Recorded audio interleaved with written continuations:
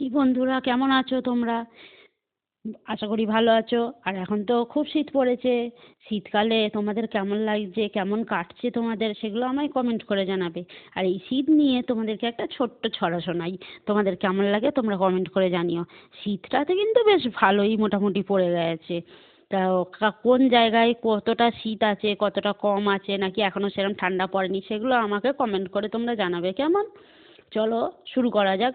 শীত নিয়ে একটা ছোট্ট ছড়া। ভাল লাগে না শীত। লিখেছেন মাহমুদ মির।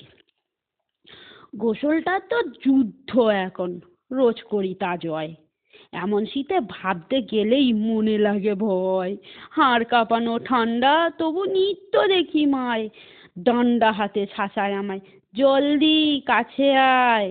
এদিক সেদিক লুকাই গিয়ে ধরে এনে তাও গোসল করায় পানি ঢেলে যেন পাখির ছাও। ভাবতে থাকি কবে যাবে হতচ্ছাড়া শীত, গরম আসুক ঘাসের উপর থাকবো হয়ে চিত।